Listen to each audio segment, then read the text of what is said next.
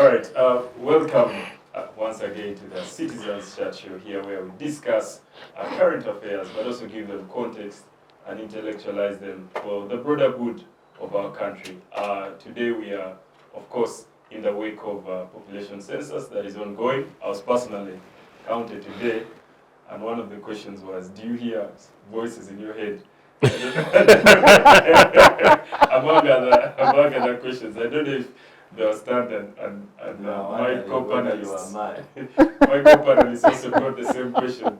But yes, our country is trying to, of course, following a long tradition of statistics, trying to number, get the number of people in Uganda. For a long time we have been saying we're about 45 million, we're about 50, we're about 35. I guess we will get to know very soon something close to accurate. And we'll be hearing from our panelists, of course, the historical relevance, but also how the exercise is going from their own experience and how best this can benefit the country.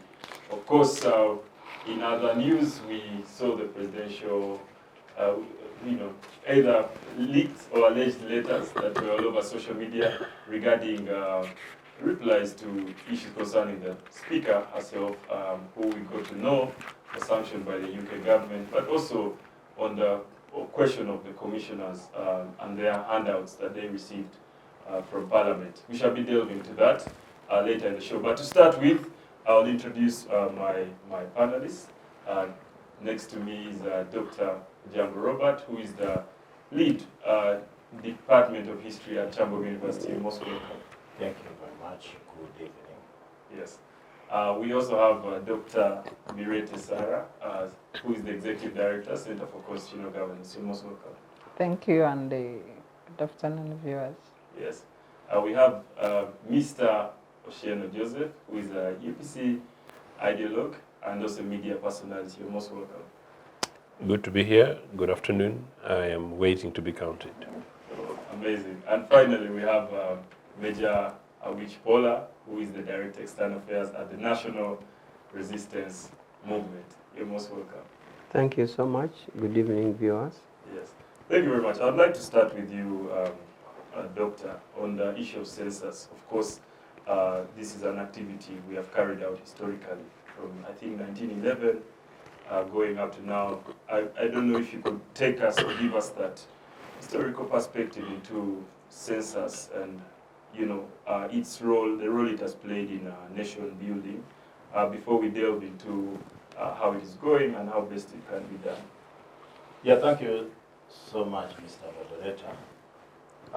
In my view, census is a very important activity of an organized society. Long ago, census was started during the Roman Empire. And it was to enable the empire to establish how many people were there. Because then, the bigger the number of people you had, the stronger you were in two aspects. One was war, because war gave you the power. Then two was the people you would send out to loot, because the Roman Empire was succeeding on looting other empires. Of course, when the Western European states emerged, beginning with the Great Britain, then later the others, they also adopted the whole thing of the Roman Empire. They started counting their people to know how many adults that would be useful in the building of the British Empire, the Portuguese, the Empire, the Spanish Empire, then later. Of course, we are also told that it might have started in Africa. Also, there is always that thing that around Mesopotamia. Sometimes when you look at Mesopotamia, it's not in Africa, but they say that the people are there. So when the British came here, they came with the idea of knowing, they wanted to know how many people are around. So our first census, as you rightly said, was in 1911. And the British adopted that there would be a census after 10 years. So there was a census in 1911, a census in 1920, 22. Then like that, until we got independence, and we also started our own censuses. And that's why today, from time of independence, we have had, I think, 8. 8 of them. This is the 8th. Yeah. And each one of them, in most cases, at first they were only counting male.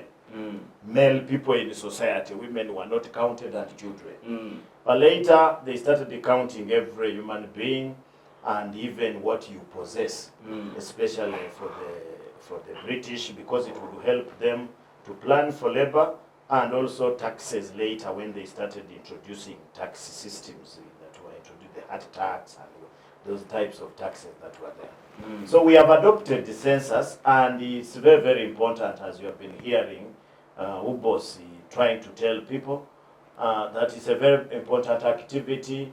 Of course, in most cases, the economists want to say that they are the ones who use the census most, the data that come from census. But the data that come from census can be useful for economic planning, can be useful in medical arena, can be useful in many areas. But of course, as I told you, the military, first of all, you want to know how many people can be there.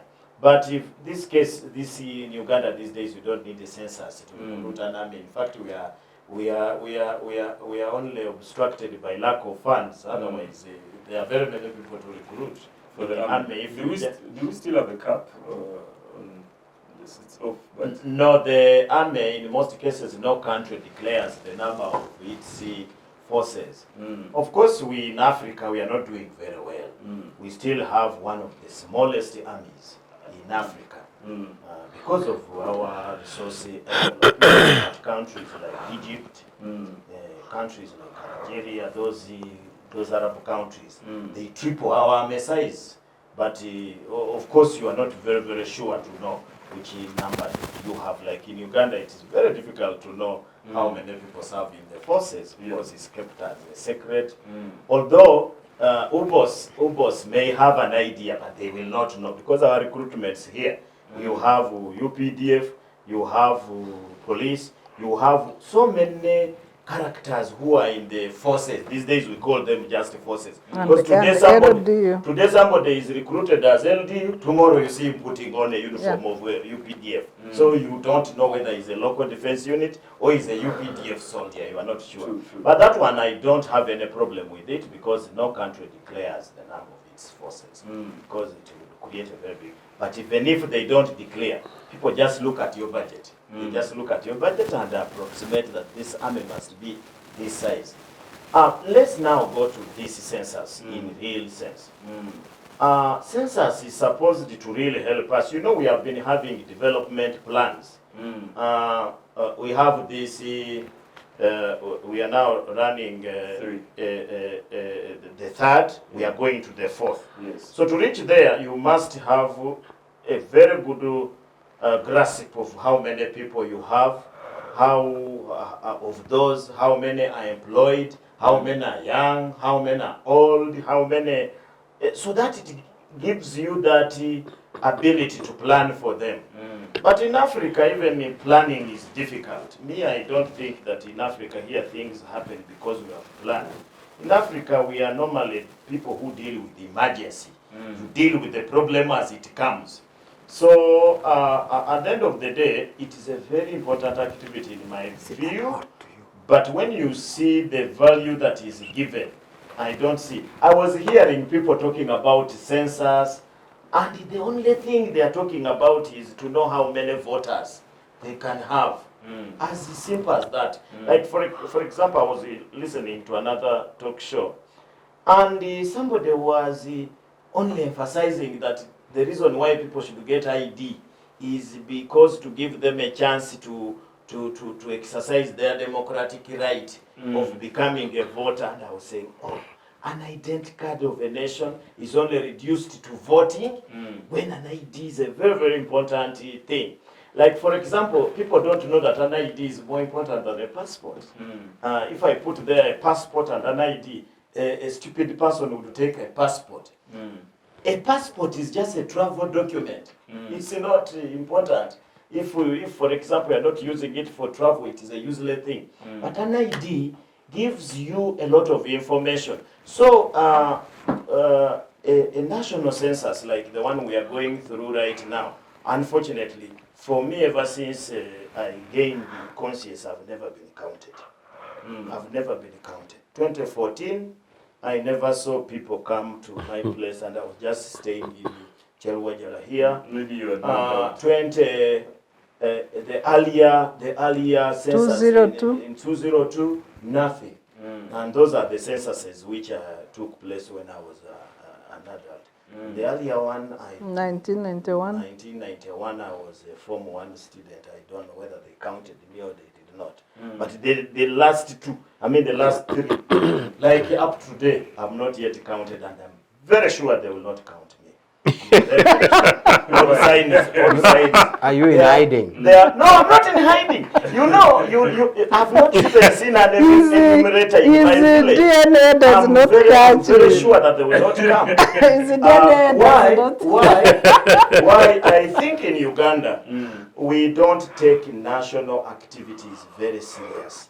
These things are just done for budgetary to fulfill. By the time when we reached 10th of May, I think the money had been spent on other things. So they're just now trying to see how they can get a way of getting some data. I can guess for you, these people already have their data. I've been telling people that their announcement is not going to be beyond. And the census results are going to be between 47 million people and 52. So I think, so they are now that's why, for example, why should it be news that a speaker has been counted? If these guys were really serious. Why should it be news that the president... To encourage how? What are you encouraging? What are you encouraging? This is a national activity. For example, why don't they, if it is so, when they are doing other things, why don't they put it on TV? But when the speaker is going to withdraw her money. When the president was being immunized for COVID, it was like... That is the disease you have, my friend. You know when a president is being immunized, is whose business? What is the business? What is public about that? No, to encourage people. To encourage them, why? You just go and immunize them. Why? And after you put it on TV, does it now immunize all of the people? You remember when we were struggling with the COVID, you are now diverting me. You are now diverting me. They said they were going to immunize everybody against COVID. They even went and bought COVID drugs worth 300 billion shillings.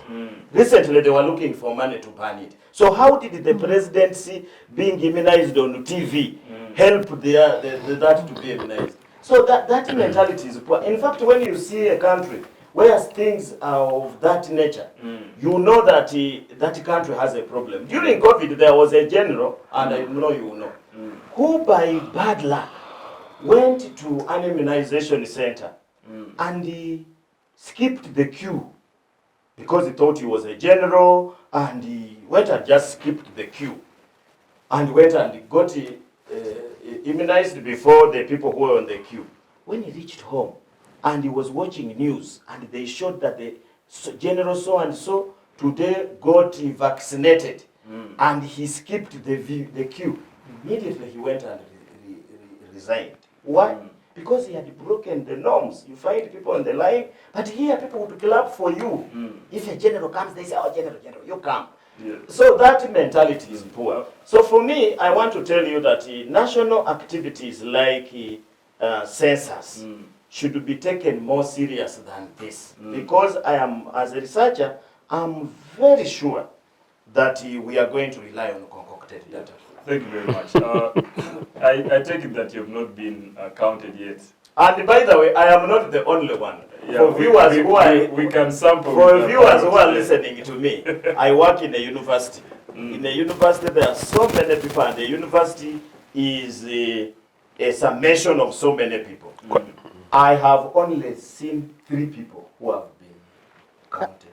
How about those who reside within the university quotas. There is nothing. I'd like to bring you in, Doctor. Of course, I will wait to see whether Doctor's projections for the numbers Yeah, are confirmed. 47 to 52. But I'd like to bring Most you in, likely Dr. 48. Bireete. First of all, have you been counted yet? No, I think people came to my home today. Yes. But I don't know what happened. I hope they counted us. No, but you're They supposed counted to you be in taken through. absentia. Yeah, but you see, the only public holiday was May 9th. So beyond May 9th, the people who are working, whoever they find at home, we assume the responsibility of head of family. The ongoing census is the 11th census for Uganda as a country, but the 6th after independence.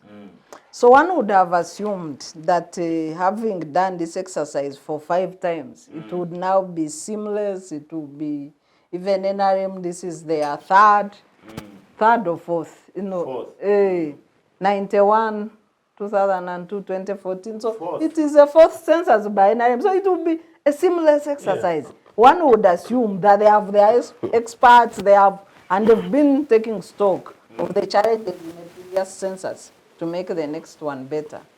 But the first day, the census night, which was a night for counting the floating population, you know that floating word Just to alone. give you information, in 2014, the budget was 70 billion. 75. This time it was 100. No, 336. That's what I'm saying. 100 million, 1 million US dollars. 1 million US dollars. 100 million. 300 and something billion shillings. 336, about their billion. So the floating night, first of all, the word floating is very funny because we've been seeing floating islands because of climate change. The floating island moves from Mukono, comes to Munyunyu. So they put that floating population, meaning the population in transit, people in hotels, people on the road, traveling, street children, people in bars. And I don't know how that counting went, but most of us were waiting for the public holiday. Sat at home the whole day. Most of us didn't see people. There were protests of enumerators. Some didn't have gadgets, some didn't have the jackets that identify them, some didn't have allowances. Even up to today, the 7th day, the daily allowances have not been paid. And I think 2 of the enumerators who have unfortunately died, I am convinced that one of them died out of exhaustion and hunger. Because most of these people are unemployed. Then you deploy them, they have a number of houses to count, somebody's working, no water, no food, nothing. Why can't they collapse and die? So I have a feeling that one of them who collapsed really was out of hunger and thirsty, which is very painful. UBOS has a budget, fully funded budget. I don't know why they can't pay daily allowances. And you push people to work, you can't even pay 50%. That you will pay everything at the end. Even for training, they have not yet been paid. Yeah, I don't know what's the logic. So when you go to the relay exercise, day 1, the Bureau said 20,000 enumerators were fake. Those who messed up, bungled the exercise, that there were fake recruits who were not trained and they were put in by the local government. But 2 days ago, the Minister of Local Government made a press statement that the census mess should not be condemned on him. He has nothing to do with it. So you have literally a government that where departments do not speak to each other. Because a national census, being a major government exercise, one would have assumed that the government would then pool their resources together, especially resources that are connected to biodata of persons, are connected to counting and security or day-to-day work of persons. And this included the local governments, NIRA, the security agencies, ISO, which is everywhere. Even we have village security, internal security officers. So we have, ISO has a network up to every village in this country. Up to the home. Including studios like this. Yeah. Yeah, no, but this is civic space. No, in studios like this, not this one here. Yeah, but you see. We don't know. Yes. So Yeah, you don't know. So there you go. so the internal security network has workers up to village level. So if you are the village internal security officer working with LC, those are 2 officers at a village level. Then just add an enumerator to go with this person. Then you would have security for our, because one of the other enumerators was killed by a gang, attacked. Other people's gadgets have been stolen. Yet we have a whole, of course, not to mention many of the border stages. There are usually 3 or 4 informers. Yeah, so security has a big network in this population. So with this resource, maybe the Bureau would have then enumerated like an additional 10,000 instead of enumerating 35 or 40 that they've enumerated. This would help us get more quality data. Because the NERA personnel are more experienced in dealing with personal data of citizens. And this infrastructure already exists up to every sub-county in this country. Yeah. So when you have a government where everybody works in silos, like a panel here, we don't speak to each other, that's how government is working. And mainly because everybody looks at their program like, this is my thing, this is my budget, it's my time to eat, instead of looking at the common objective of serving the people. Other challenges has been the bad communication. When you look at the outreach and communication strategy of this census, I would really score it 0 among the checklist for census.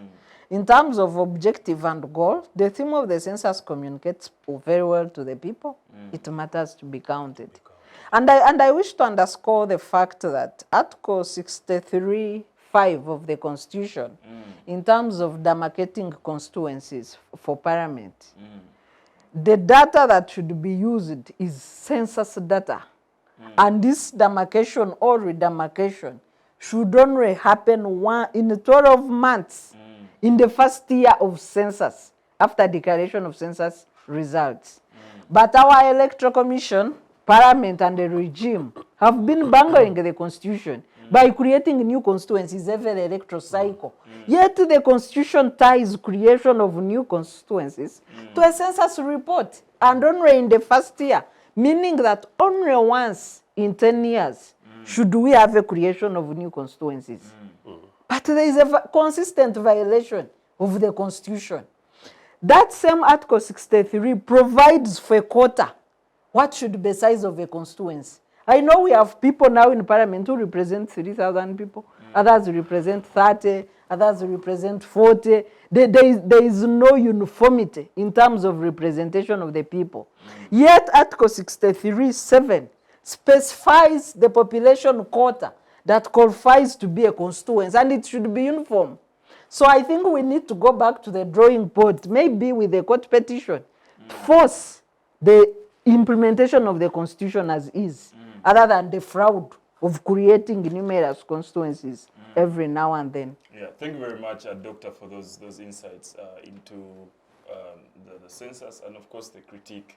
I would like to move to you, Mr. Othieno. Any comments on the ongoing census process? I understand you have not yet been counted as well. It's really traumatizing, man. It's really traumatizing. That is day number what? Number 7? And I haven't been counted.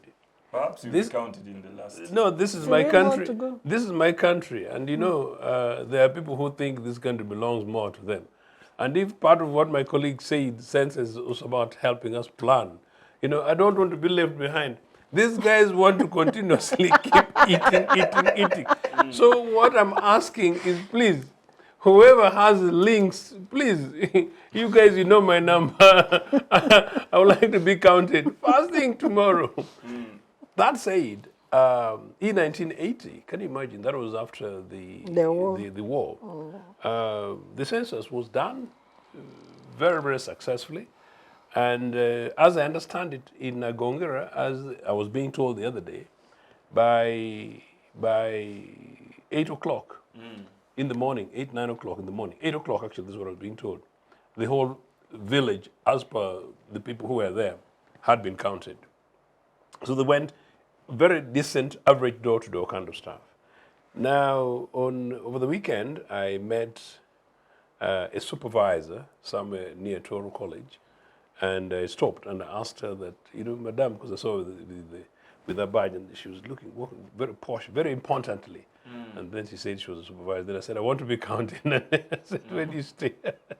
That was that. Of course, I don't stay locally, but everybody I've been with, including the two people carrying the car, have not been counted. So we haven't been counted.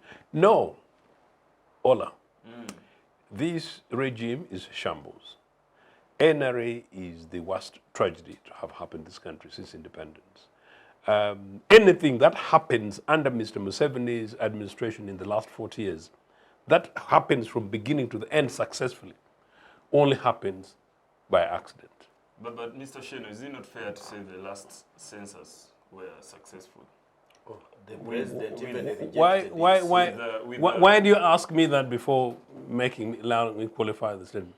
Or you're panicking that they're going to question you about the tragedy of NRA? Look, I'm inquiring. No, it was totally shambolic as it was. But anyway, we are talking about today. And Sarah said, if this is the 4th census by NRA, and it's as shambolic as this 7th day into it, and 90% of the people in this room, and the production team includes 3 fantastic young people, none of them have been counted. That is an extraordinary number. That's an extraordinary percentage. And if it is also the case that we are into the 7th day, why? And if, like Dr. Ojambo told the citizens, that last time it was 70 billion shillings, their money, and now it is, four times, 336 billion Uganda shillings, their money. And that money has shown no proof their money of this. Our money? No, their money, I'm telling the citizens, our money Okay. has not really done anything. They need to be substantially annoyed. So Museveni and his regime are taking this country for a ride that I can only compare it with the fact that he's able to go ahead and stand on a motor highway and block traffic for 4 hours, and that is possibly a topic for another. So there's something good. So that is the extent of impunity. But the level of incompetence is extraordinary. Just like Sarah said, do you know that an average decent Mwiri senior 3 boy of a top level, would actually design a formula for doing an average village census? So in any case, had these things been done in the rural spaces, and we talk about the complications about the mobile population, some of the complexity, people who go to wait for others in between work, it would neither here nor there. But even then, that we even have technical equipment. Now we're talking technology, digital, and we're still at the stage. Nothing works properly in this country. That said, though, all of us in agreement. I was doing some work outside town, and some citizens were very annoyed about Nagonga Road. They were stopped over somewhere near Rubonge Barracks. And so as I was talking to the citizens, our fantastic citizens, they said, and now they're wasting on, now they're telling us to wait at home, and we're waiting at home, and they're not even come to be counted, their thing. Then I actually told them that no. Actually, it's not their thing. The census is extremely important. It is something that every government should do. It's really how they do it and what they do with Mr. General, let me outcome. just give you some little information. I don't know what happened to our government. When this government had just come to power, they really valued LC1. In all activities that they did, they made sure that LC1 was involved. How I just hope that in this census, they had involved the LC1. Those LC1 cells in our villages. I'm very sure by now, all people will be counted. By the way, within 3 days. On the basis of what Sarah is saying, and if I told you what happened in 1980, Sarah, it would not need 3 days, by the way. If you get in 1980, how many days was it? No, it was within a day. 1 day. Yeah, 1 day. Of counting everyone. Yes. You know, the joke on social media was that we should start from Kisoro, Everybody will keep saying 1, 2, 3. One day. So maybe, but these guys can't get advice. That's what I'm telling you, that they're actually a shambolic regime. So some of this conversation, you don't know where it goes to. Because actually, if they were listening, their fourth experience, they would be doing well. So really, all you needed was actually an LC1 chairperson to lead. So what their public team, called there would have been precisely, enough. and then you bring LC. technical experts, Yeah. meaning these are the people to go and work. You're going to work in And particular. the LC counts his people. Yeah. That's In all. any case, the We- people who are there and the people who are not there, they become, this is in Kampala floating ABCD. Yeah, even if you Understand? put an enumerator for technology For technological purposes, purposes. just get an enumerator, LC chairman, and the VISO for security purposes or identification or whatever. One day, 3 people, one day, one public hold is enough to cover the country. I was in I was at a funeral where some NRA minister was joking that, you guys are very clever. Why do we want to have you guys work with us in government? It was actually quite irritating over last weekend. But they're decent people. And I was saying, now we go to NRA to do what with these guys? These guys are just tired. Because we continuously advise these guys. And it's actually genuinely shocking. I know during break we're having a conversation about other issues. So sometimes you don't know whether there's something spiritual about what's happening in this country, that things can't just work, things which are otherwise supposed to be extremely obvious. So no, it's important that we carry out the census. And indeed, when you look around the rest of the world, these things are matters of normality and formality. Now the risks are what Dr. Ojambo said, is that I worry that we're going to come out with fudged figures. Now, in as long as then we have fudged figures, if the fudged figures in terms of global mathematics will normally plus or minus 3, but our fudged figures may go up to 10%, possibly. But whatever the case, a minus 3, or particularly a minus 3 figure on, say, a 50 million population is a huge number. And then number 2, part of what Sarah is saying, if then you're doing planning for a particular area, you get figures wrong by plus or minus 1, it has got major implications in terms of livelihoods, finances, and everything else. So, these things mean more than what I think, because the enumerators don't have a clue. I suspect the guys who are actually managing UBOS don't have the internal spirit inside them, and so therefore they don't really appreciate what we're talking about. So it's actually much more serious than the conversation we're having. To the extent that we should actually make it a matter of a show like this, tells you how terribly bad it is. Yeah, thank you very much for that critique, Mr. Othieno. I would like to come to you, Major. Your comments on the census, but also a response to some of the issues raised from the other panelists. Well, thank you so much. Census, NRM government, and of course NRM party takes it serious for reasons that my friends have already said. We have been lucky by the blessing and the mandate of the people that they have mandated us and continuously voted us, and we have carried the longest number of census Uganda has ever carried. And this is not because of the power of the gun, but because of the mandate, the democratic mandate that they continue granting us. He's giving the answer. Yes, so the democratic mandate that we keep getting from the voters, and it has enabled us to count that many times. We pray that we do well through interventions that we are making for poverty alleviation, which includes Paris Development Module, EMIOGA, other national plan. We pray that we elevate the livelihood of the people so that the people keep voting us and we make more census. So we are counting now. And to this effect, President Museveni has personally come out to advertise. You must have seen I have an online copy, of his adverts, which is running on the TV. Incidentally, I'm there. In the advert? Wow. Yes, I'm honored that he has used me. Have you been counted? My home was properly enumerated. So I have it on my soft copy I can give you later. But on President Museveni's audio message, video message, both audio and video, But the video one which is running on the TV, I'm there, visible there, being used for counting. census adverts. General among the serious citizens that... Major, could you... I think you then have to answer, you know, what Doctor raised, that what's the role of seeing the president, the speaker, I'm coming there. Yes, I'm coming there.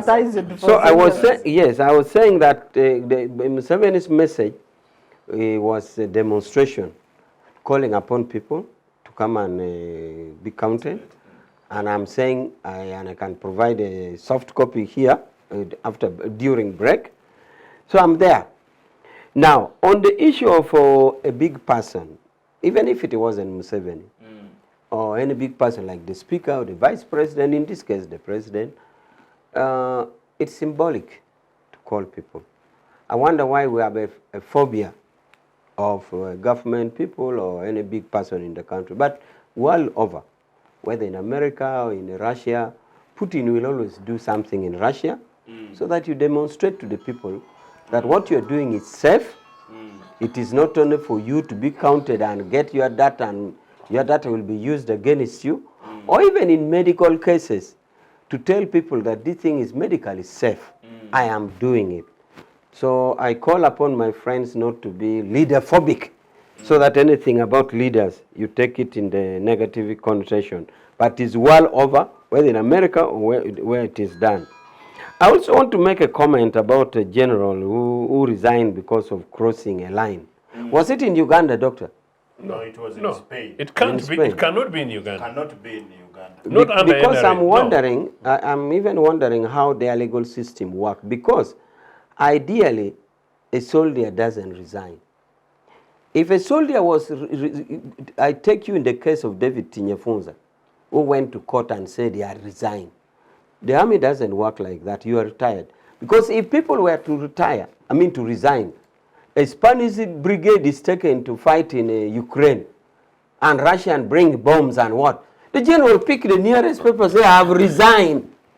Then who will fight? So I don't know the legal provision in the army that you are citing. You may have to check again. But most armies world over don't have provision for resignation. If the provision for resignation was there, immediately see helicopters coming from the enemy side, I pick a paper and I resign. So, then that was the principle had in the case of David Tinyefunza, that you just don't choose. Tinyefunza went up to Supreme Court. You just don't choose to say, today I've resigned. Suppose we had a war with another country, South Sudan. They are our friends, our brothers anyway. I'm just giving for example. And then you see the tongues line up the other side. So, I've resigned. I have resigned. How? Comrade Awich, so, Comrade, if you don't mind, is it possible for one of these NRM men in the parliament, the general, but in parliament, and they resign the parliamentary seat? Is it possible? Is it one who's maybe Inspector General of Police, those ones who are desecrating the police, instead of doing the work with the police, they go there and they occupy those offices as Inspector General? If they say they resign, would that apply? I saw a list recently. No, me, I'm talking of resignation. High-profile resignations. Comrade is putting it into a legal thing. Yes, I'm to saying a general just doesn't resign from the army like that. Just information, Afande. I think what changes is a procedure that a general cannot resign. So procedurally, you inform your next boss, and then you apply to be set free. But it's not that you can't leave or you have no option. Yeah. You have to be, the disengagement is not on your voluntary assumption that everybody, a general just resigns. So I just wanted to put that clear. Now, I just like to comment that in the ongoing exercise, of course, there are attempts to frustrate the exercise. This has been seen in the attack and the death of a numerator, and the threats that has been going against the numerators, or some people even throwing words that amount to decampaigning the exercise.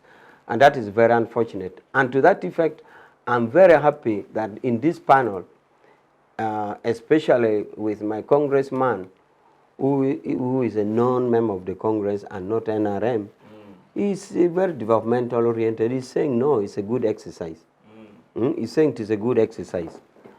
So,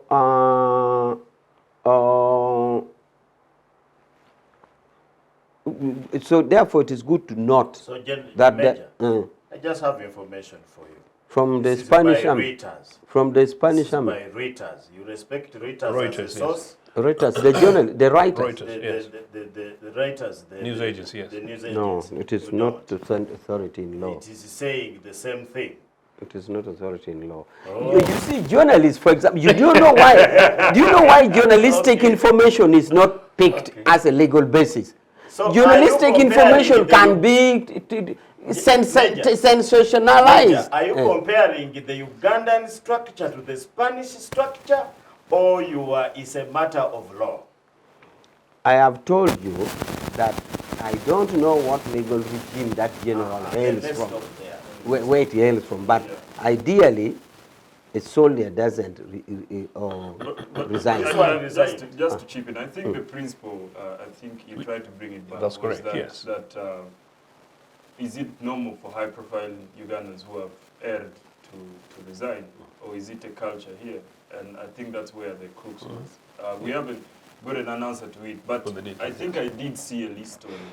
I was actually surprised as well. I did see a list on Twitter with a number of high-profile leaders under this regime that have resigned. Under which regime?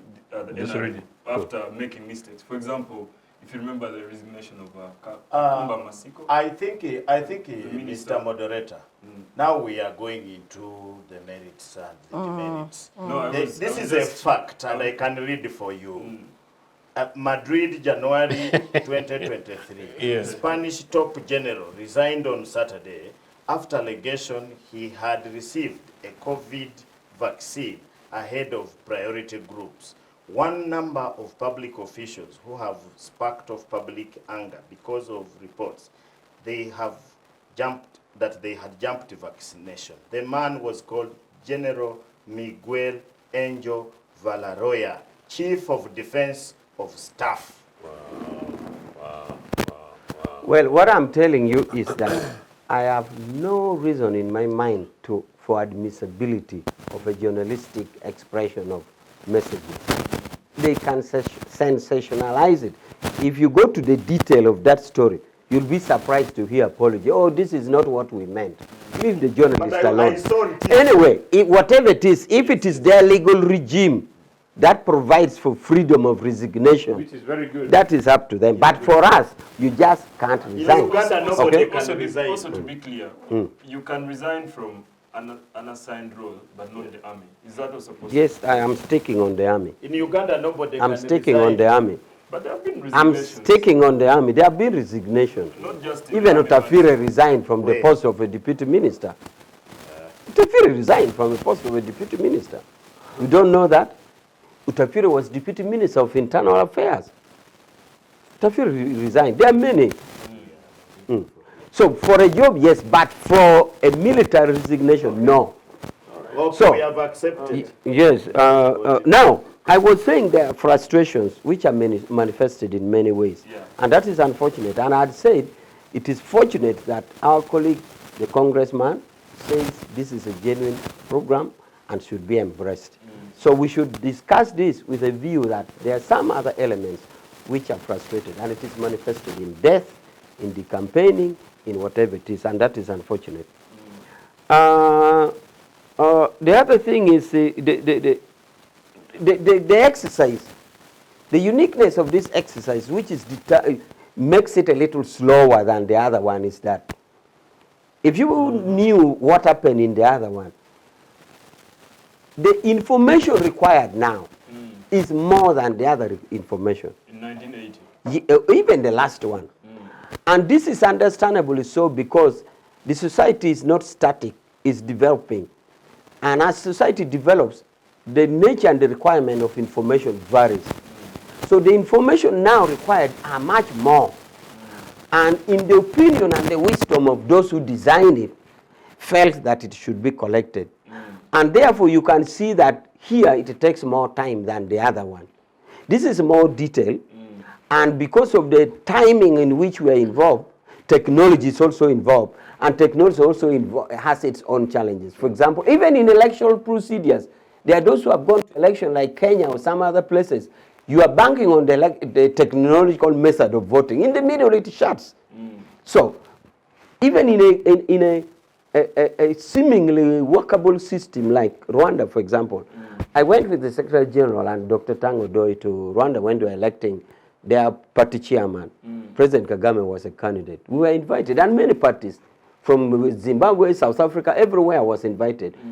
The machine shut up. They had to vote locally. And I saw President Kagame looking at them. I said, this man is a yes, Rwanda, you should benchmark because Rwanda is efficient. How? Rwanda is efficient. Rwanda, where there is no election, I'm talking of efficiency. Commission observed the elections in Russia. I'm saying efficiency. In Rwanda, there is no election. I'm not, okay, leave election, but I'm talking efficiency to the extent that even if there was distribution of Kaunga tomorrow in Rwanda, it will be efficiently distributed. That's what I'm saying. Yes. We will have challenges in other countries. So what I'm saying is, even in a seemingly efficient system, we went for Rwandans, and the Rwandese had prepared to vote online. And it was a center vote. We had in a conference center. Everybody had they had provided a phone. Each and everyone was provided to vote. Next time, don't benchmark It failed. It failed. Because Rwanda, Doctor, you will have chance to explain. You will have time to say your approval or rating of Rwanda. Let me present mine. You'll present your rating. But for me, I know Rwanda has a very efficient system. And of course, I am not trying to tell you that Rwanda is blessed to be headed by an old boy of Ntare School, President Kagame. So you can't underestimate their efficiency. So what I'm saying here, Mr. Moderator, is that this counting involves technology, and technology can let us down. Even if you run away from the example of Rwanda, Kenya had a similar thing. Even America, in one of their voting, they had a similar thing. So this also complicates the matter. Or even if you don't use the word complicates, it brings another dimension to the effectiveness of this system or the success of the current census. More detailed information needed. Why? Because society has evolved, it has developed. Those informations are necessary. Informations that would not appeal to our conscience then now appeal to our consciousness now, and you need it, and now you have put the technology. So it appears to have a slow pace. But I think the remaining days that it is premature for us to judge the success of this system. The matters to do with security, yes, I'm told we have insecurity everywhere, yes. But for us in NRM, we have security for purposes of safeguarding you. It's not a prohibitive security. It's not inquisitive security. It is a security for the safety and the well-being of the people. And I think that is why Sarah also says they needed to have been involved. So it is true for us to have security everywhere, but security for what? Security for the well-being of the people. So in conclusion, therefore, I think it is not yet about to conclude the success or the failures of this exercise. We are still in the middle of it. We give it some time. But the change is that it's a new stage in society. New information is needed. The technology is involved. It changes the dimension. But let's give it time. Yes, thank you very much, my dear panelists, for those comments regarding the census. We are going to go into a brief break.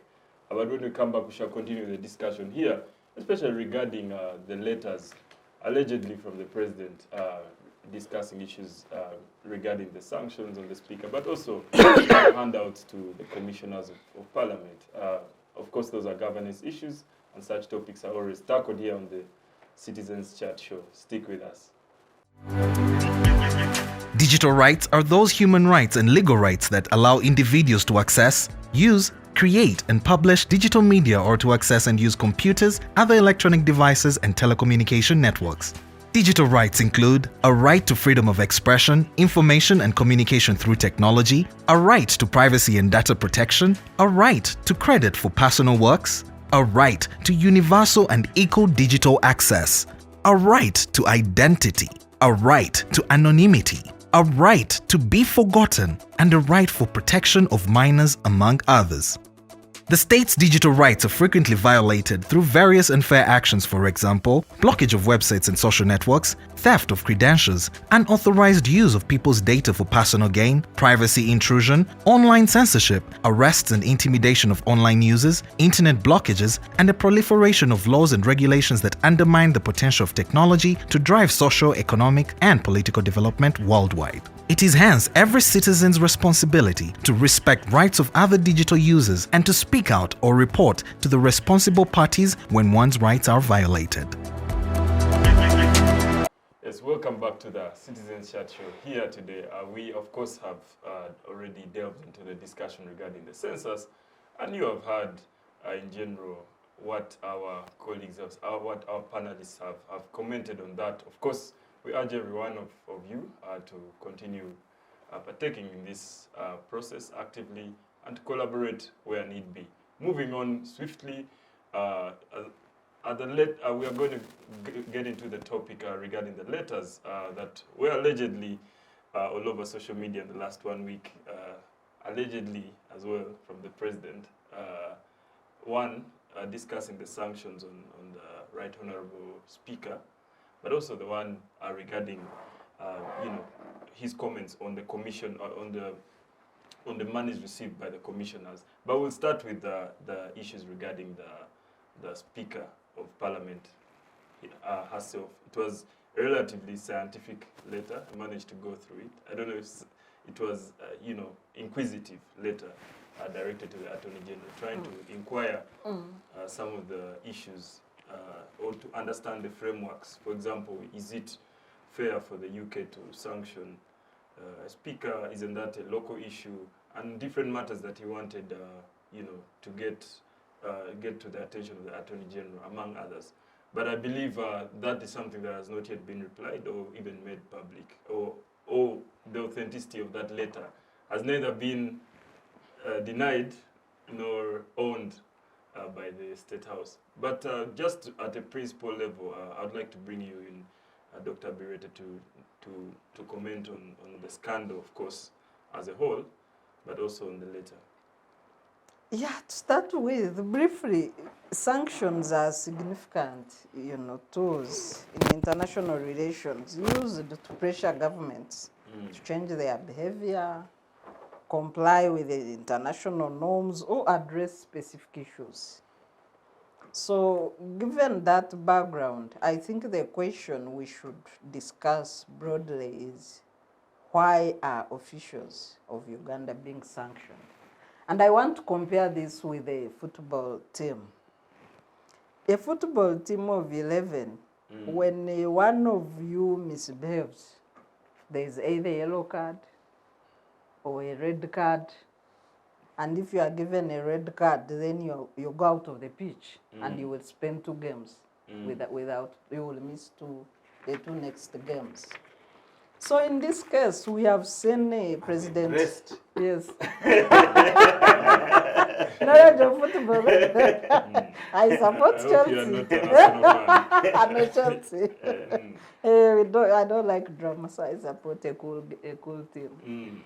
Yeah, so so in this case, we have President Museveni's regime receiving numerous yellow cards. Because we have many officers who are under visa sanctions, knowing even those who discover at the time when they present their passports, then they are told, no, we advise you to withdraw. Yeah. So many of the top military officers are under visa sanctions. So when it comes to economic sanctions now, this is a diplomatic red card. So in this term... Not yellow. No, yellow is visa. That's because that's a warning. Check yourself. Red card, now economic is a red card. So in this case, under President Museveni's regime, in this term, 2 officers have received red cards. One is the Magnitsky sanction by the United States government on Byabashija, who was lucky to be reappointed, because previously the people like Kare Kiwura were not lucky. to be reappointed after such a red card has been issued by a key stakeholder. So in this term, we have 2 red cards, Byabashija and now the Speaker, who is number 3. So number 3 under the order of precedence in the country and in President Museveni's term has received a red card from the United Kingdom. So the question that we should be discussing then is, why is President Museveni's team receiving red cards? What's wrong with them? And what is it that the international community wants President Museveni to check? What is this unbecoming behavior that is calling for red cards But on his just to get into team? the case, there are two containments. One is that this is an overflow from the anti-homosexuality issue. No, That is I'm one claim, coming and to then the that. second- I'm coming to yeah, that. So in the nature of sanctions being diplomatic tools, the sanctioning country always states why they are sanctioning. In the case of Johnson Byabashija, it was clear it is gross abuse of human rights in incarceration centers. And it was stated. And it was also referring to our own human rights reports, documenting abuse of human rights in prisons. So they even state the reference to your own country that you have failed to check. And that's why you are receiving a red card for one of your team players. Yes. In the case of the Speaker, so the reasons are clear. And more explanation has been given by the British High Commission officials through media, inquiries. The reason is Karamoja iron sheets and excessive corrupt conduct. They've been clear on these 2 of the Speaker. So that's why she has a red card. So the case then that we should question is, what is Museveni going to do? Because when you are a coach and your team is receiving red cards, then it shows, first of all, you will come in the next games with the less players. Then you have to replace at some point, because you don't again want the players that are going to attract red cards everywhere to make you a weaker competitor in the league. For example, Premier League. So in this case, we see President Museveni as a team coach struggling now to... Then the first letter that came out, then he's referring to the urgent meeting by the British High Commission.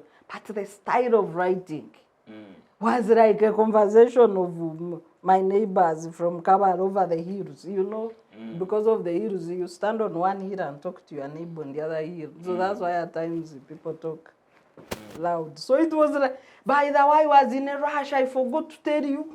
I had this, was, I looked at the framing of the letter to the Attorney General and the Foreign Affairs, then copied to the Speaker.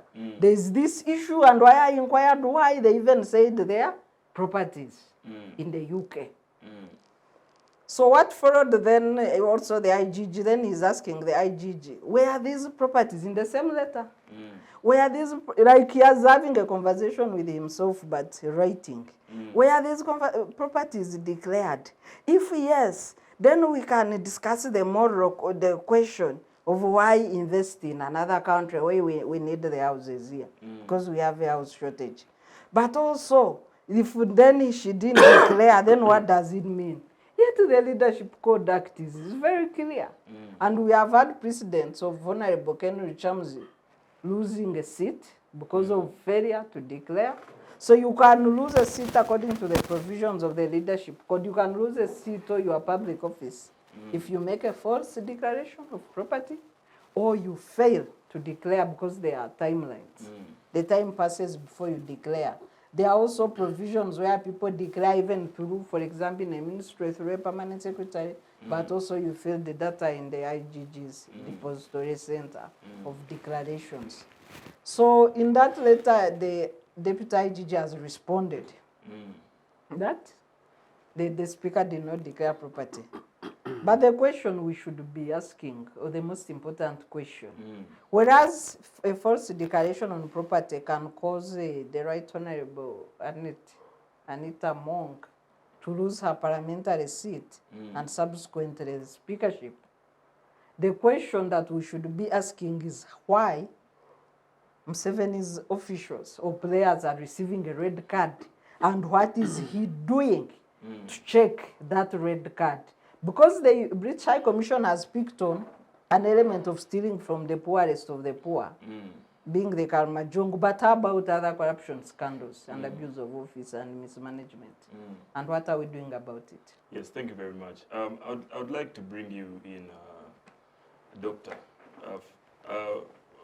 You know, growing up in universities like Makerere, you're pumped with all forms of political economy, history, and all of these things.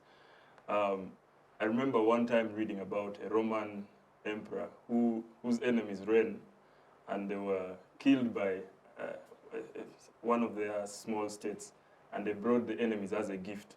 And the first thing he did was to kill all those people. So you do not kill a Roman. Given that background, there's been a discussion on social media regarding you know, the opposition celebrating the UK, which is not a clean country, sanctioning one of our own, and whether, as you know, young people trying to waken yourselves up, this is something to celebrate at all, while of course acknowledging the issue. What do you think about that? Of course, last time we briefly talked about this matter, and there is nothing to celebrate about if you are a sensible Ugandan, because whether you like it or not, Anita Among is the Speaker of the Republic of Uganda. And therefore, because of that, whether you are in opposition or you are in government, she's the Speaker of the Republic of the Parliament of Uganda. And the Parliament of Uganda is the face of Uganda. That's why you see the honorable members there represent their constituencies. And one of them is Anita Among. But that aside, I think we need to interrogate the letters more carefully.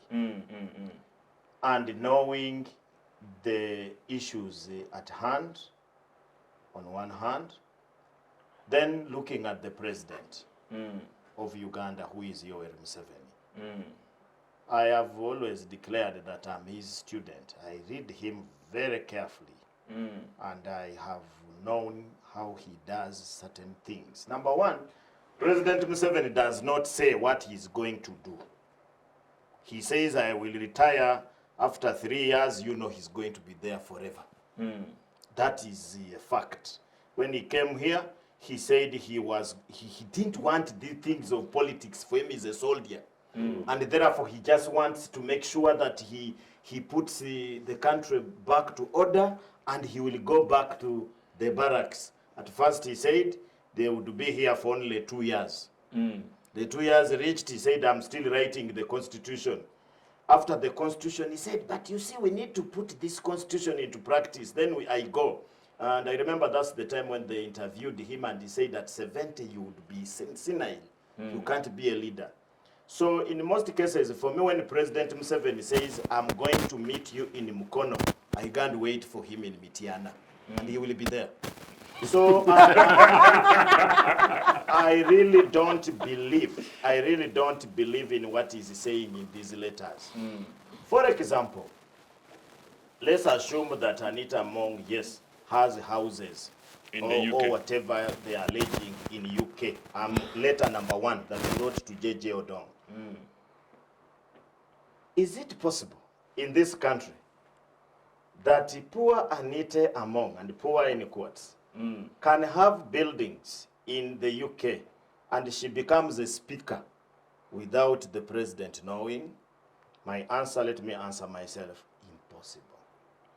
Impossible. It is not possible. Because that is not a position that can just be led to anybody who is doing anything at any time.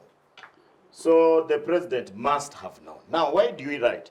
Now, I want you to check those 2 letters carefully and do some small content analysis. The one that is leaking is the one from the speaker.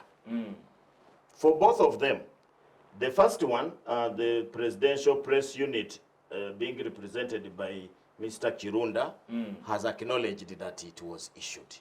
The second one has denied. So let's assume that let's take Chirunda here for once. Why is it that it is the one of the speaker that is leaking? Not because very many people, the one of Jejodong, no problem. It is the one which is ticked for speaker, which is leaking. So, number one, I now come to analyze the thing. This is reverse psychology. Reverse psychology the population of Uganda is this lulling. When you sing for them lullabies, they go and sleep. And there was a lot of pressure on Mabati, on homosexuality, on so many things on one person. Then these things, the parliamentary things of Agatha and her team, they were too much. So you needed to divert people a little bit. And they go back and relax. So it may be true that the president wrote that letter. But what is the consequence of that letter? Nothing. Nothing. So you think it was leaked intentionally? Nothing. Because Sarah here and the Major are lawyers. They know how difficult it will be to remove the person of Anita Among. Let's assume today that she is found culpable. She's supposed to be sent to the disciplinary. The tribunal. The tribunal of parliament, which is constituted. Over excesses in parliament. Yes. I will explain something. Yes, all those things. Now, after that, whether that committee finds her, that she has a problem, the plenary must vote on the matter. And therefore, because she's the speaker, maybe she will step aside. And we assume that Tayebwa will be the one seated there to remove Anita Among. Impossible. I am telling you, it's an impossibility. So the president is very aware that it doesn't make any sense. Number two, in that letter, it really makes me feel sad. The president says that he was contacted. And I said this last time, that there was no way the UK government could sanction the speaker without the president knowing, because that one would be, in diplomacy, it's not allowed. So the president vindicates me and says that they met before the letter was written. But the person had asked, the High Commissioner had asked for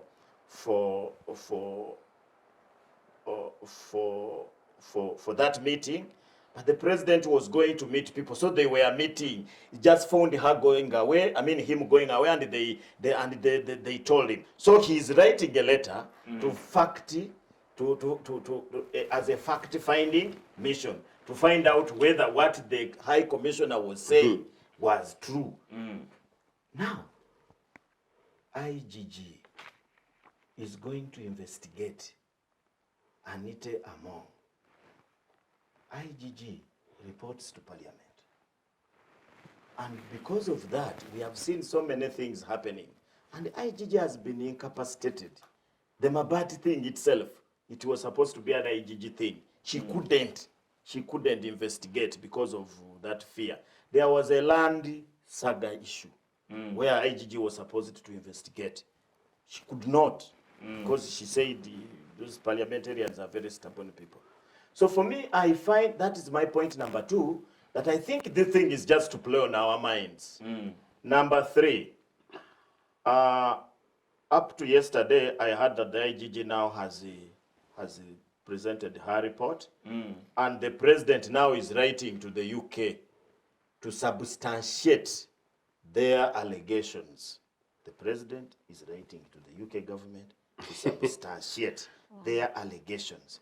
Really, these guys lower us to a level of Mweso players in the village. The president of Uganda cannot write to the UK on a matter which is handling an individual to substantiate. Because I am very sure by the time they sanctioned, they must have substantiated. Now, we don't know whether the report is saying that she doesn't have buildings, or we don't know what is in that report. It's still secret. But the way things are happening, it is a joke. It's just to divert us from the real issue. But me, I've told you that I know how the NRM, he calls them NRA. Yes, they are. Does their thing. They bring out a matter. As you start to interrogate it, they bring another one. As you start to interrogate that one, they bring another one. So you will never complete a matter. There is no matter here which has ever been completed.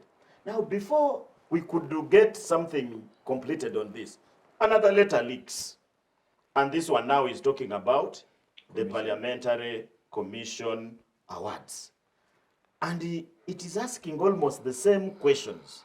And the rhetoric, the content, and the mission is almost the same. Showing that the president, that these things are happening when he does not know in his country. He doesn't know that people could award themselves 1.7 trillion shillings. Remember, we have a budget of 57, the one we are running now, yes, 57 trillion. 1.7 of it has been stolen by about 4 people. Billion. Billion, we have a trillion, the other one is trillion. 1.7 billion of it has been stolen. And in the letter he says, we are struggling to get money to do roads. Of course, I said this is rubbish. But the president does not know, and this is the Minister of Finance. It can't be true. It is a lie. Number 3, and the last point I want to make on this issue.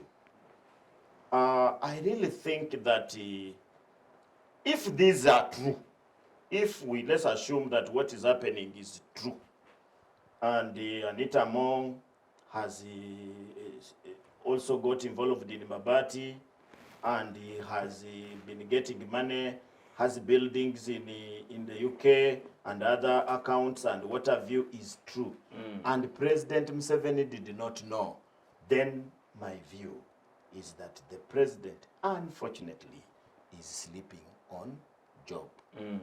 What is the implication? In my view, the implication is just the usual game. This is not the first corruption scandal that we have ever had in this country. We had the Danze, we had the helicopter thing, we had so many we have had. And unfortunately, majority of these corruption cases have rotated around the presidency. The helicopter thing and the Danze was his brother. Then we had the Temangalo and the Amama Mbabazi was his minister. In fact, he came to really defend it. We had the Saida Bumba and her issues with you remember when she was a minister of finance, still the president is the one who came to defend it seriously. You remember the Valley Dams were also under the presidency because they involved the vice president, who was also the minister of agriculture. They rotated her. So most of the corruption-related tendencies have been around the presidency, and none of them, with the exception of the Gavi fund and what have you, that's when I saw a few ministers go to sleep in prison and they were taking TVs, new mattresses. In fact, they went to paint, I think it was a painting thing, to go and paint Luzira. Because I saw Mukula and my friend went there, but it was also not serious. So in Chogam involved the presidency also, in many aspects, including a daughter was the one in charge of decoration of Kampala and did not decorate anyway. So I really think that anybody who wants to give an ear to Museveni speaking about corruption is wasting his time, because corruption is what facilitates his survival in this country. Thank you very much for that submission. I would like to bring you in, Major Pollar, to respond. Okay. Thank you so much. I thought I would have loved to hear from the Congress. This time you'll be the one to respond to. Okay. First, I like to bring the general background that the sanctioning issue emanates from an act of parliament of UK. The other time Sarah quoted it here. What is it called? Global Anti-Corruption Act of 2021. Yes, the Global Anti-Corruption Act of 2021. This is a law passed by the Parliament of UK in their own sovereignty. But it is passed with the spirit that people who relate to them should not do corrupt practices. Yes, yes. And therefore, they think that when you rub shoulders with them, then you are bound by the law, okay, by their law. Much as it is their law, they have a right to exercise it in their way. So, and that is why in it, it doesn't even have a provision for a right to be heard. They decide it and they have decided. You can't say, you have decided, you didn't hear my version of the story. So it is an act of parliament of UK, and many countries have used that, including America. They pass their laws, which the execution of such a law binds other people. So it is an act of parliament from UK. Now, the speaker, I like to put this in perspective. The speaker is sanctioned on the issue of Mabati and corruption tendencies. Yeah. It has nothing to do with a house in UK. I repeat this because either party think you're aggravated by her having a house in the UK. But the other party thinks you negate it by saying, we don't have a house in UK. Then you have negated it. So either way, whether you want to use it to negate the sanction or you want it to aggravate it, to me, the house is not an issue. It's just the punishment. The genesis of the issue is, in a press comment, I think some comment the speaker made, when the sanction came up, the speaker said, I don't own even a pussycat in UK. In reply, it is Agasa who said, I know your property, including housing. So the housing thing came from Agasa, okay? And it was a result of the speaker saying, I don't own anything. Now, I would therefore want to say that even President Museveni's letter is not to verify whether Nite has a house in UK, therefore or justifying a sanction, but rather to know if such an occurrence has happened, what is it in our domestic legislations? That is now where the leadership code come up. And I like to say, because the doctor was trying to grapple around with procedures in parliament, I take you to the case of Ken Luchamuzi. Ken Luchamuzi was removed from parliament by IGG. But in the end, Ken Luchamuzi got a lot of money from it because he went to court. And Ken Luchamuzi simply went to court on the ground that Article 44 was not complied with. Article 44 provides for two things that you can't derogate from. One, you can never make anybody a slave. Two, you can't torture anybody. In the past, the courts of law in Agago could sentence Okello for stealing chicken, and the court would say, cane him 10 strokes. Now, not even the court of law can do that. Three, a right to habeas corpus. If Sarah's husband is arrested and is hidden somewhere, Sarah has a right to go to court and say, bring the body. Corpus means corpse. The corpus actually, yeah. That is why corporate is the body as by law. And a corpus is a body, biological body. So, then the last one is, hear him. Even if you have your child, Kato and Waswa, if Kato comes complaining Waswa has beaten me, don't respond until you hear from, you have been told, I've been told you are beating your brother. Is that true? So Ken Luchamuzi went to court on the assumption, on the ground that IGG removed him without hearing him.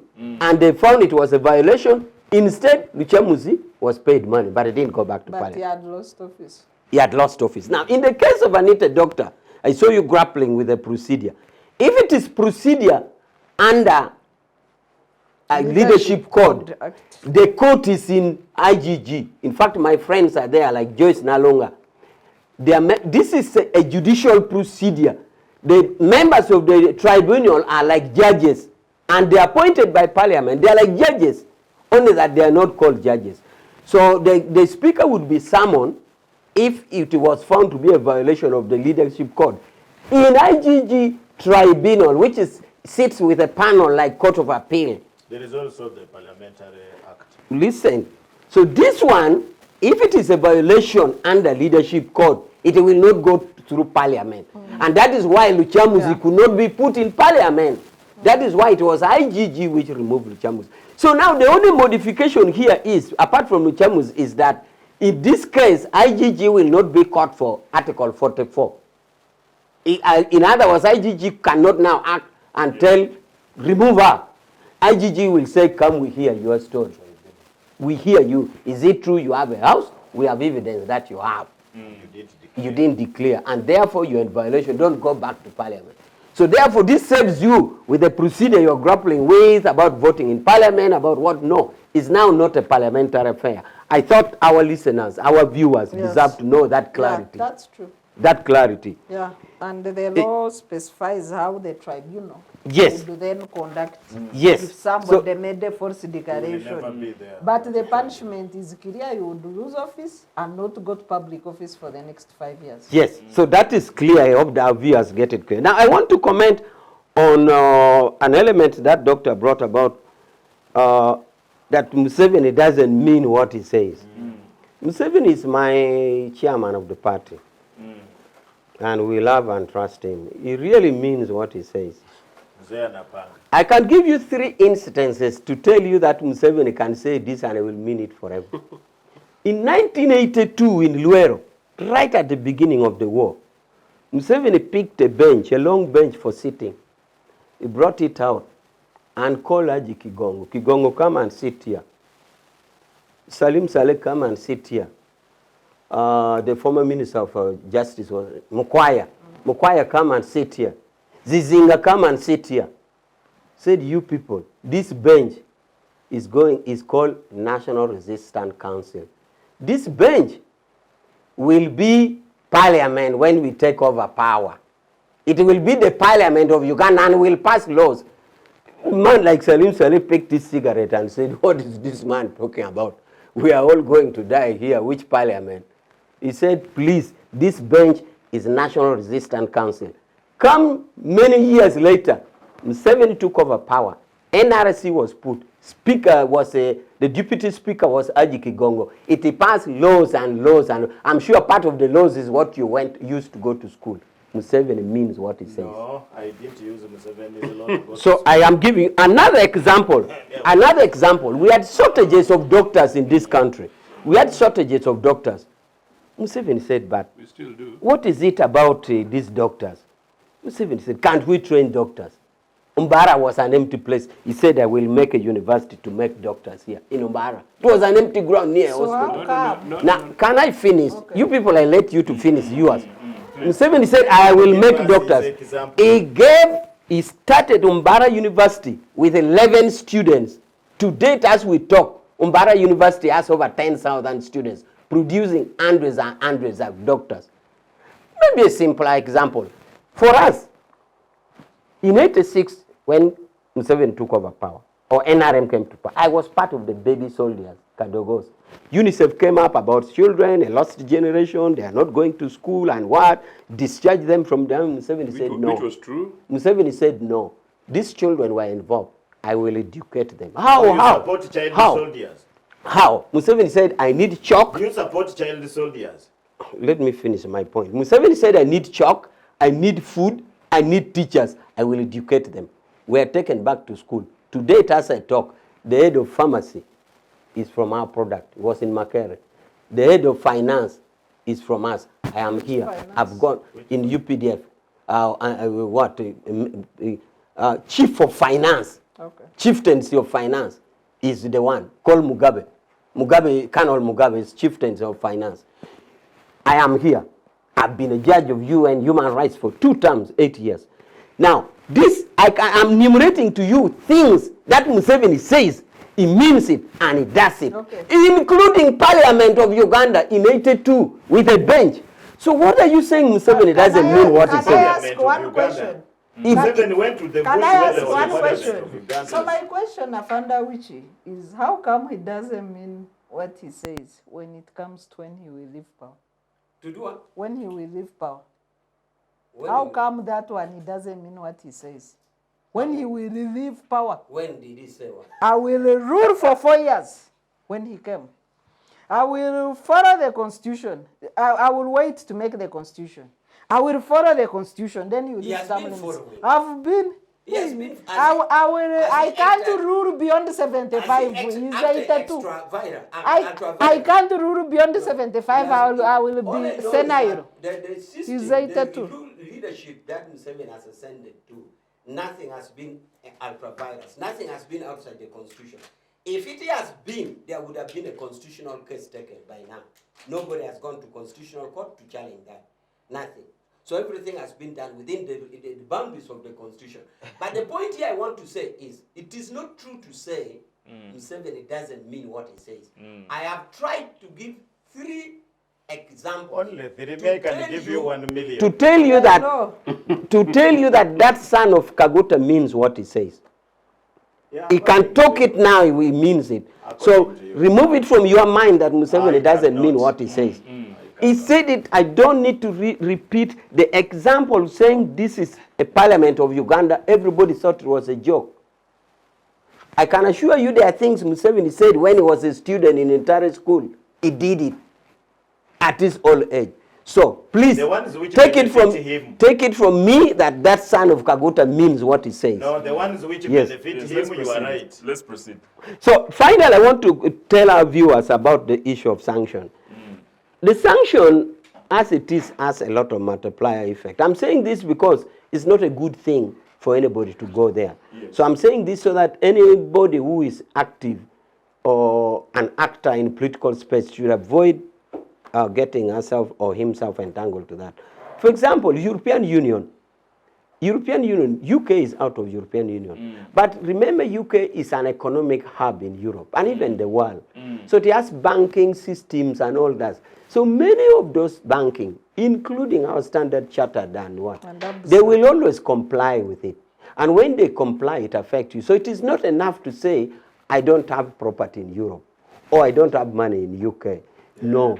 So I'm just calling on our colleagues that the multiplier effect of sanction procedures is so far and hard, so far and deep that we need to take care because it can affect us. True. So it is unfortunate that our leaders are sanctioned, but I think with my explanation, I guess that the 2 letters therefore are brought in perspective. The first letter, which is about the issue, then the other one of the distribution of the money, the authenticity has not come, so I can't comment about it. But the letter in itself, President Museveni is trying to say, if facts have come up about matters that affect leadership conduct, then we have to interrogate. And this, as I say in summary, came from the mouth of the speaker. I don't own even a pussycat in UK. Then Agatha replied, we know your property, including a house. So when such matters come up in the views of the president, it is not good to ignore. So the president just picked it up to say, can we follow up? And if it is followed up, doctor, it will be followed up under the tribunal, not under the procedure of parliament. Yeah, thank you very much. I would like to bring in... Maybe just one issue. The president's letter says it's the High Commissioner who told him that there is property. So the question of property in reference to the president is from the High Commissioner. Yeah. I need to read that later, but all I know is that it was an inter-exchange between Agatha and speaker. In the letter. Do you have a copy of the letter?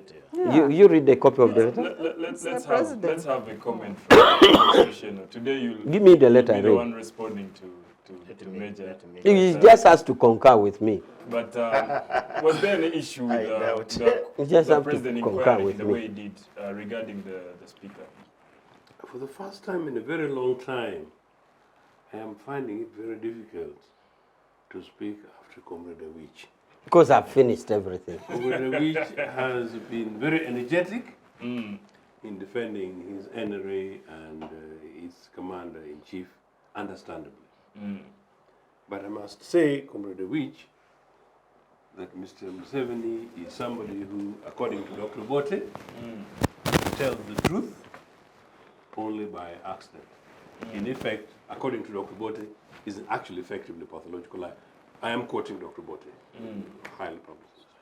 So whichever way you take it. But second, as for Mbarara University, just like Busitama University, which was to have been something else,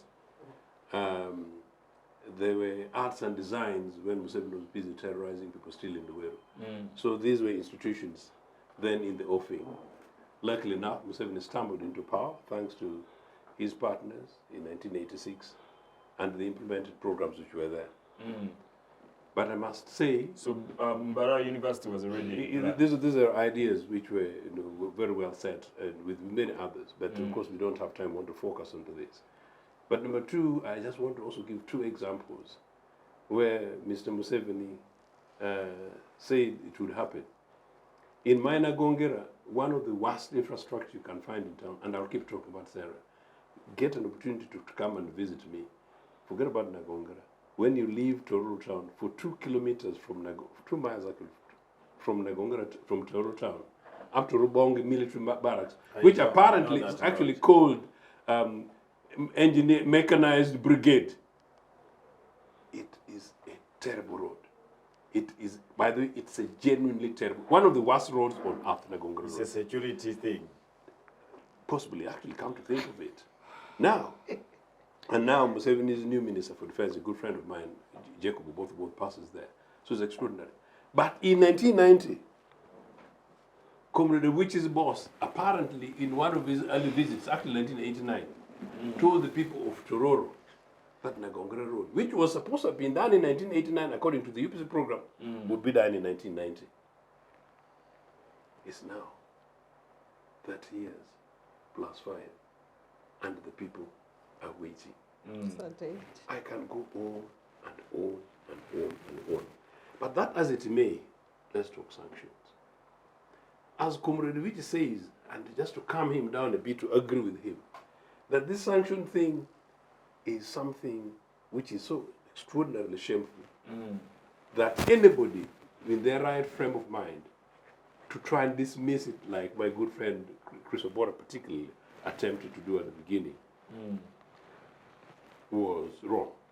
Number two, the manner in which Mr. Museveni's regime, first of all, initially also handled it was extremely wrong. It's extraordinary that Mr. Museveni is now talking back because he suddenly now realizes that he, one, is very serious, but two, that he's actually very lucky that he's not included there, and three, that if he doesn't behave by possibly, obviously, letting somebody off the hook, is number three on this mess, where all the crimes, relating to big frauds and corruption scandals in this country linger around him, as all my colleagues have said, except Comrade Awich, who only for diplomatic reasons may not actually concede, is around him.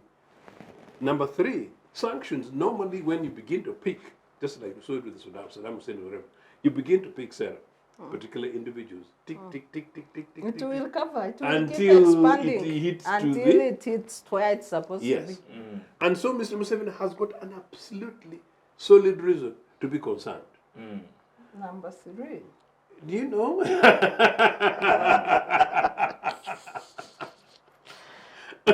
Anyway, In a match, that's like giving a red card to your defender. No, it is extraordinary. But but actually, let me emphasize. Then there is no one in Indeed. the goalpost. But Sarah, also you're rather very impressive earlier today. The way you used sports and football to, I was suitably impressed, my sister.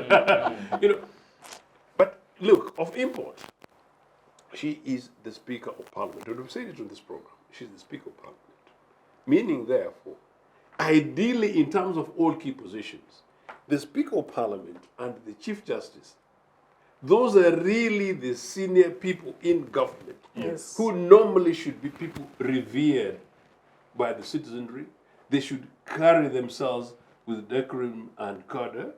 And when it comes to international relations, they really, really should be the untouchable people. So to the fact that the Speaker of the NRA National Assembly is involved in this is extremely scandalous. It's a shame on us. Parliament of Uganda. Number 4, Britain is the mother of parliament, you know, Yeah, and parliamentary head democracy. parliamentary democracy, Yeah. and head of the Commonwealth. Yes. For which we remember the implications. We are a chair of the speakers I mean, committee in the you Commonwealth. think I always like sitting next to my Cisco. sister? You know, it's extraordinary. Yeah. Can you imagine that? Yeah, we are chairing Yes. because of our democratic credentials. Now you are in a red card. The implications are huge. Sharing on red card. So meaning that the limitations on the speaker, and I was having a conversation with a few friends of mine who are legislators within the assembly, and in fact, nearly all of them are actually honorary legislators. The implications, including on their own positions as legislators, is huge. So badly handled. How and what game Mr. Museveni is playing today is neither here nor there. And I had also another legislator friend we were having a conversation yesterday in terms of implications. Maybe they pick my brains with this, for which may not necessarily be for this conversation meeting the other day. What surprises me though is that Britain has said, and there's still some people in this regime who are saying, is it true, is it not? The Financial Intelligence Authority in the UK, the fraud squad, the related agencies in Britain, by the time the Foreign Office reaches the stage in which they are actually putting a name, they don't do fudged things like Nigeria Road, no. You know, they tend to do smart things. These are top chiefs of global diplomacy, the British. You know, in any case, actually, these are people who want to, they'll pinch you while pretending to smile with you. You know, so they're unlikely to come out and tend to get. They normally do. I mean, they do. They generally do. They do not get it wrong very easily. So they have the information, and to reach a stage in which not only are you sanctioning a member of a government and of a relatively friendly nation, notwithstanding everything is to be fair to them, but actually the Speaker of that Legislative Assembly, and by the way, there are also public information thing. She's a female speaker, without prejudice, can give rare credit to any kind of stuff. You know, these guys give deep considerations because their citizens are going to react, the citizens are going to respond. In fact, in many cases, their citizens and voters, some of whom are not normally citizens, Britons, rather progressive in that way. You know, permanent residents will have the right to vote, will have right to ask their members of parliament questions, and their members of parliament will normally have to have a formal, proper response, and they will tend to be as accurate as possible. So the implication is actually huge. So how we deal with it is possibly the question. Why Mr. Museveni is doing this is part of the game which is being said. Is he trying to corner Anita? Although I don't agree with that. You know? For the first time, I'm in the minority. I sort of possibly doubt too, because I'm not quite sure what really it is. My suspicion is that actually he's trying to get away. He's trying to pull out because the news is sort of hanging in. And they saw how badly handled. Is trying to protect Anita? I don't agree with that. What do you think will happen if I may come to the Speaker? So when the president's letter, which says I was informed, among other things, she has houses in the UK, in his own writing. In diplomatic circles, by the time a president gets this kind of brief and decides to put it in writing, because the president can choose to summon the people he's writing to and just talk to them, so that he's not on record like we are quoting letters. But by the time he chooses to write, I have a feeling he even knows where these properties are. Because the UK is not any other, using Trump's word, shithole country to do things which they are not sure about. So, with that, I've underlined that way I'm getting. So this is a very serious country we're talking about. So why the interest in property? I agree with Awich on the position that debating sanctions, a sanction is a sanction, and the country has jurisdiction on who to sanction or not. Because they are simply saying, we don't want to associate with you. It's like me not inviting you in my home or telling you at the gate that I don't want you in my home. It's my home. So the UK has a right, or any other country has a right to say, you are not welcome in our country, but also our citizens and enterprises, we are directly telling you not to associate or do business with such a person. That's what economic sanctions mean. So why are we debating the houses? We are debating the houses because of the leadership code. Let's come into that. The Speaker has been sanctioned as an individual. The office of the Speaker of Parliament is not under sanction. Yeah. So it means that if the NRM regime chooses to liberate That's correct. the office of the Speaker of Parliament, then they will find legal means to remove the individual who is under sanction, because the office is not under sanction. And that's why the debate on property matters. It's in that line.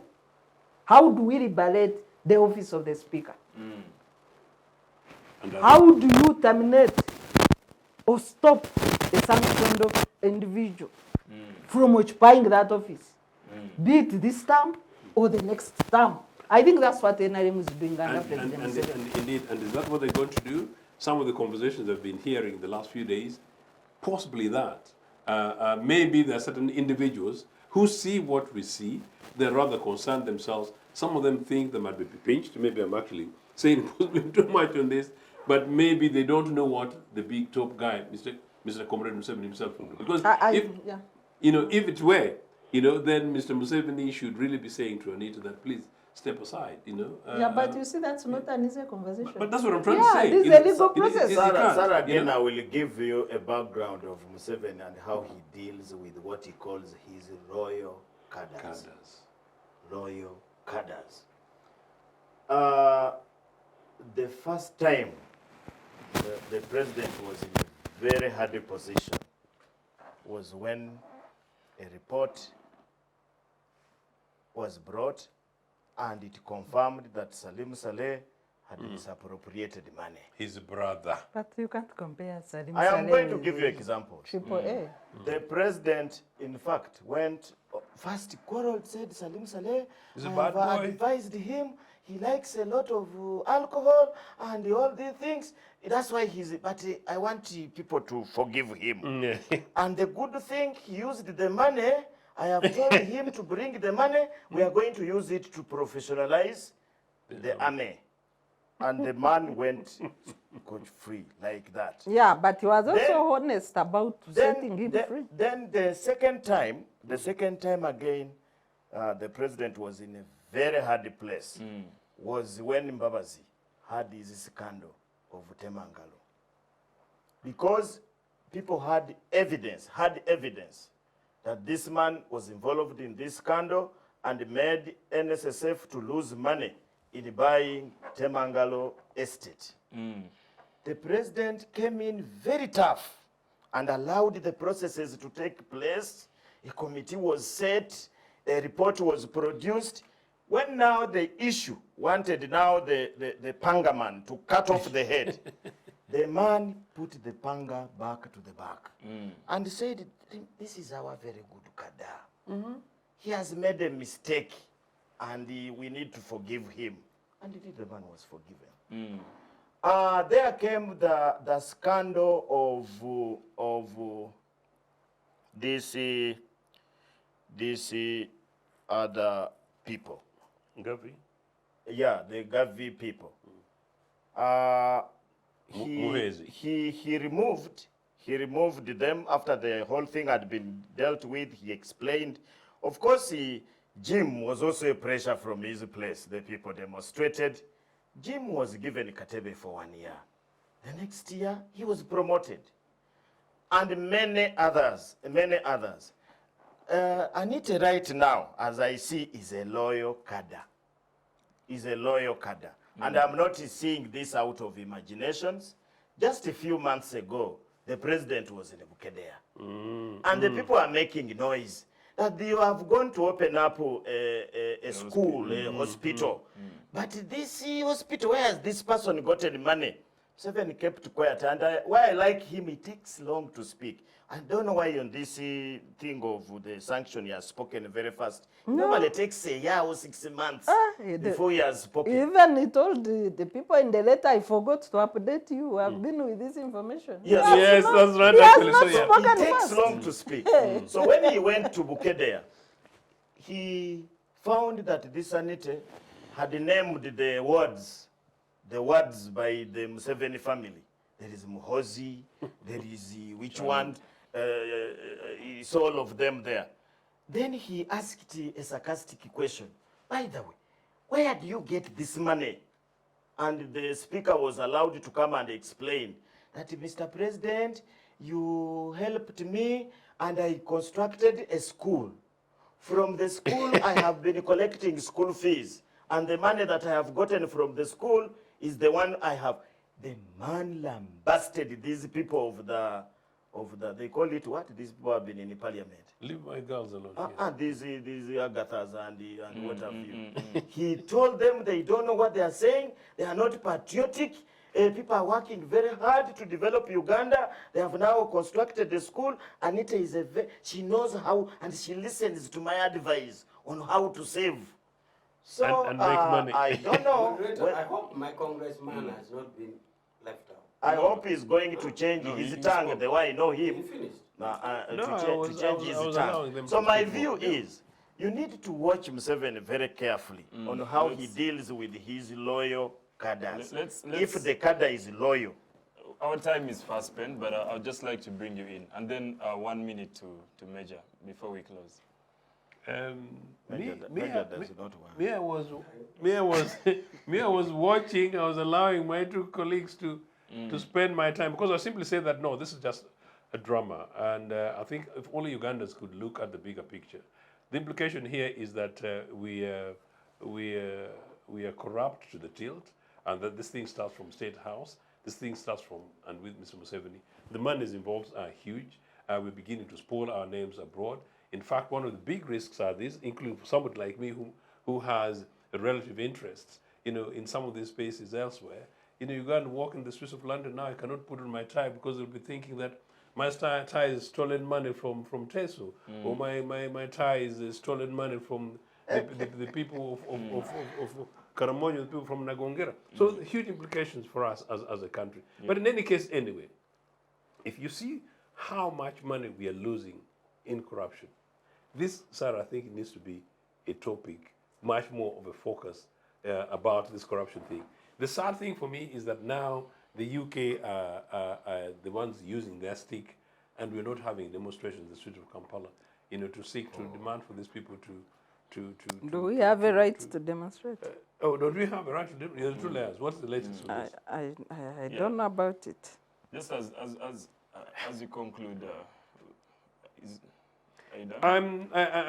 I'm just silent. Just another way. But yeah. Let's listen from in a minute. Yeah. I was saying in relation to, we have read the letter again, first of all, and the letter seems to suggest that indeed the president was told. I had Agatha's incarnation before the 2nd of May. The letter was on the 5th May, but the incarnation over the house was before that. Anyway, be as it is, if the president was told by the High Commission about the house and the accounts, it will be handled. But the point I want to emphasize is that the issue of invoking leadership code, I don't want it to be read like a witch hunt or conspiracy theory in it. What I just want to say is that for us as NRM and government of NRM, we are law-abiding. So we just follow. If the facts allude to a contravention of the law, that is what we follow. So I request that nothing is read more than a mere observance of the law, in that there is a conspiracy theory or a witch hunt for the speaker. It's just plain that if the facts disclose that there's a violation on a particular law, the due process then we set the due process. I really pray for you. Thank you very much for the discussion and those insights. And to our dear viewers, thank you very much for following. Of course, we have been discussing an issue that has become much to what Major said, conspiracy in town as to what next. And I believe it does entertain a lot of political spaces. But that said, we appreciate you for sticking with us throughout the program, and we urge you obviously to watch, but also share as much and wide as possible. Thank you very much for watching yet this episode of Citizens Chat Show. Until next time.